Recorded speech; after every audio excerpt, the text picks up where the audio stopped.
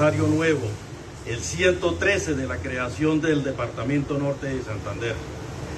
Si miramos retrospectivamente, en forma objetiva y sin atender banderas partidistas, advertimos que fueron figuras locales con figuración nacional quienes primordialmente y de la mano con otras personalidades amigas de la región impulsaron el proyecto de creación de la nueva entidad territorial. Ante el sorpresivo retiro al exilio del general Rafael Reyes Prieto el 13 de junio de 1909, el Congreso elige a su vicepresidente, nuestro paisano Ramón González Valencia, el 3 de agosto de 1909 para gobernar durante el año que faltaba para completar el periodo de 6 años del señor Reyes Prieto. Fue un año muy fructífero, como veremos, aunque bastaría con mencionar la convocatoria de la Asamblea Nacional Constituyente. En las convocatorias anteriores para celebrar esta fecha tan importante para nosotros, me he referido al proceso histórico que desembocó en la creación de nuestro departamento. Hoy me quiero referir a los delegados que enviamos a la Asamblea Nacional Constituyente, porque aún hoy son ejemplo de vida, artífices de una trayectoria vital que no podemos desconocer, y es bueno difundir esos esbozos biográficos de gente que hizo bien. El 3 de abril de 1910 son elegidos los 3 diputados que nos representarían en la Asamblea Nacional Constituyente: Emilio Ferrero Troconis, el general Benjamín Herrera y Augusto Samper. El primero de ellos, el doctor Emilio Ferrero Troconis, persona de vasta cultura y recia formación jurídica, nació en Cúcuta. Fue filósofo de la Universidad del Rosario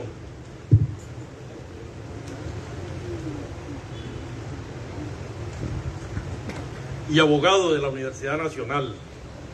Casó en Bogotá con la dama ocañera Emelina Lemus. En su vida pública se desempeñó en 1922 como representante a la Cámara por la circunscripción electoral de Ocaña, secretario de Hacienda de Santander, cuando pertenecíamos allá.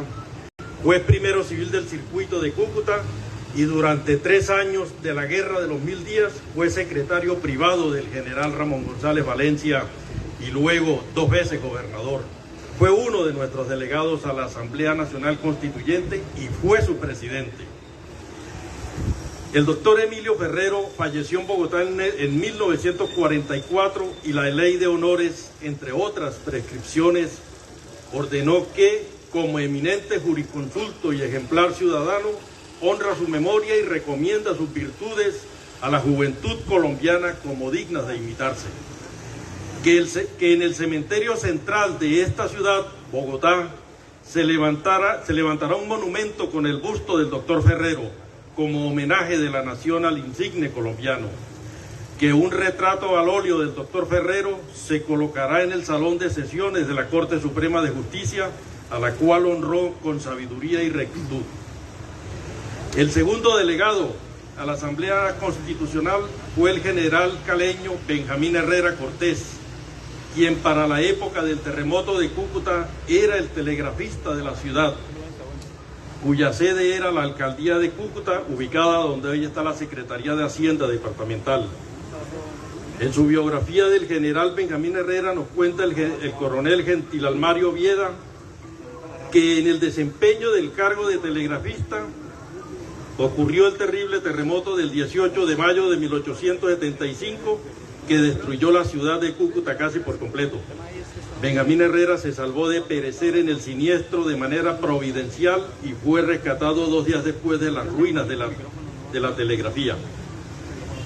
El general Benjamín Herrera, ya viudo, contrajo matrimonio con la dama pamplonesa María Josefa Villamizar Peralta, hija del expresidente del Estado Soberano de Santander, José María Villamizar Gallardo, también pamplonés. Lo que me hace concluir que Benjamín Herrera era uno de los nuestros. El tercer delegado a la Asamblea Constitucional de 1910 es completamente desconocido en nuestro medio. Nadie sabe absolutamente nada de él y en todos los documentos aparece como Augusto Samper.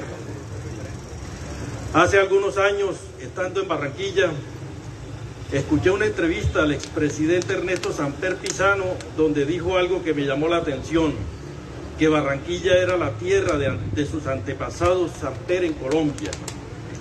Entonces, para seguirle el rastro a nuestro delegado desconocido, había que empezar por esa ciudad.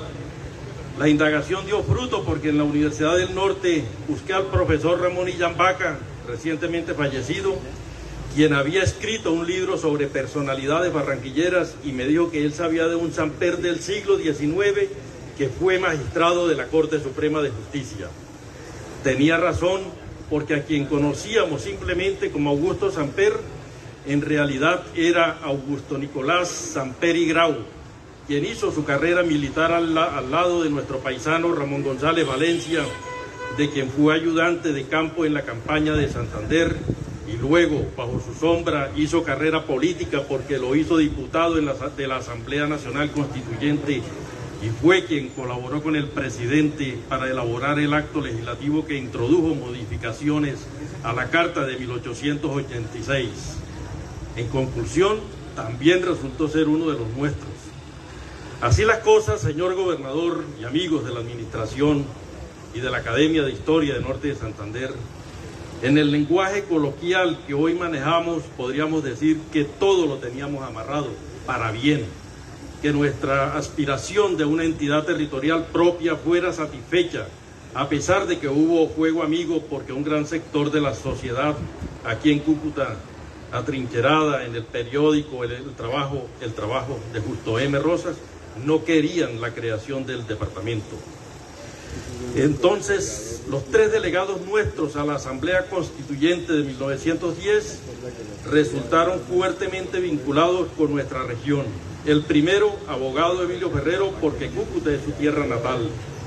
El segundo, el general Benjamín Herrera, porque aquí le dimos trabajo y porque casó con una dama pamplonesa, como quedó dicho. El tercero, Augusto Samper, porque le debe su carrera política y militar al general Ramón González Valencia, y como si lo anterior fuera poco, teníamos al general Valencia como presidente de la República.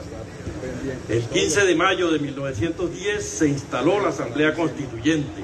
El 25 de mayo, 10 días después de la instalación, se presenta el proyecto para crear el Departamento Norte de Santander, el cual fue sustentado por el general Benjamín Herrera, argumentando que las tres provincias que lo integrarían, Cúcuta, Ocaña y Pamplona, inicialmente, llenan superabundantemente las condiciones que la ley exige respecto de población y rentas, que dichas provincias poseen abundante personal idóneo para el buen servicio público en todos los ramos de la administración, y remata diciendo que es justo que la Asamblea Constituyente satisfaga los legítimos anhelos de esos inteligentes, enérgicos y laboriosos pueblos.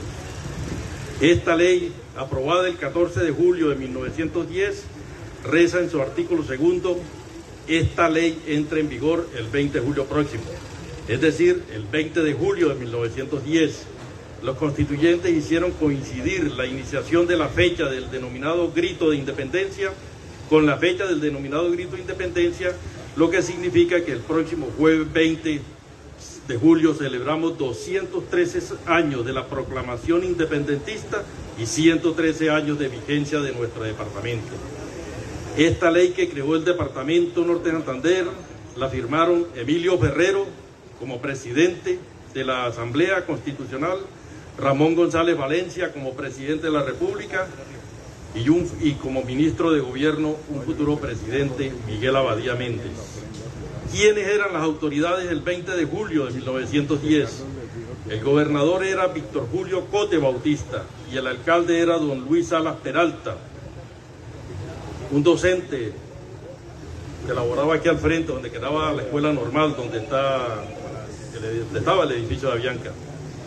Ese día empezó una era de desafíos, y quiero citar las palabras del historiador cucuteño Guillermo Solano Benítez, quien al analizar la infancia de nuestro departamento manifestó que es deber nuestro de justicia destacar que esta obra organizadora fue la más compleja y la más importante cumplida por gobernador alguno, al estructurar y dar comienzo regular a las diversas ramas de la administración pública. Por tanto, hemos de reconocerle a ese mandatario dotes singulares de organizador. Pero esas dotes singulares de organizador también la tuvieron quienes sucedieron al gobernador Cote Bautista. Ellos fueron Rafael Valencia, Luis Febre Cordero, Fructuoso Calderón, Francisco Sorzano, Camilo Daza Vallejo, Ramón Pérez Hernández, Emilio Ferrero Troconis, para solo nombrar quienes ejercieron hasta 1930, aclarando que en esos 20 años, 1910 a 1930, repitieron Víctor Julio Cote Bautista, Rafael Valencia y Luis Febre Cordero, abuelo del doctor Jaime Buenahora. ¿Por qué digo que quienes sucedieron al gobernador Cote Bautista también fueron excelentes organizadores? Porque no la tuvieron fácil. No era fácil conseguir recursos económicos en plena infancia de la entidad territorial para terminar este inmueble, la cúpula chata. Tampoco era fácil conseguir recursos ingentes para el mantenimiento y expansión del ferrocarril de Cúcuta. Menos lo era para la reconstrucción de la ciudad, porque aunque iban 35 años del seísmo, era como si estuviéramos empezando a reedificarla con el trazado del ingeniero Francisco de Paula Andrade Troconis, un trazado de vías perfecto, amplio, como se advierte en el centro de la ciudad. Había que organizar el departamento administrativamente, el sector educativo, judicial, atender disputas limítrofes con Boyacá desde el mismo 20 de julio de 1910. En el ramo de obras públicas había que atender auxilios para obras municipales, construcción y reparación de carreteras y puentes, penitenciarías, plazas de mercado. En fin, como hoy, el mejor ejemplo, la avalancha en la provincia de Ocaña. No obstante, ese mismo día, el 20 de julio de 1910, el señor alcalde Luis Salas Peralta colocó la primera piedra para la construcción del inmueble que fue sede de la Escuela de Artes y Oficios y que hoy ocupa el Colegio María Auxiliadora en la esquina de la calle 13 con Avenida Cuarta. Inmueble que hoy es orgullo de la ciudad y permanece intacto. El 24 de junio de 1916 se inauguró el edificio de la Central Eléctrica del Norte, denominado Torre del Reloj. Podría seguir enumerando acciones gubernamentales y peticiones populares a las autoridades administrativas, pero sería prolijo hacerlo. Espero, señor gobernador, que este acto de hoy no sea el último que realicemos juntos durante su administración en este último semestre en curso, porque en la Academia de Historia de Norte de Santander siempre estaremos atentos a atender su llamado y allá en nuestra sede, ahora que usted es uno de los nuestros como miembro honorario, con mayor significación lo estaremos esperando. Una invitación extensiva a todos. Muchas gracias.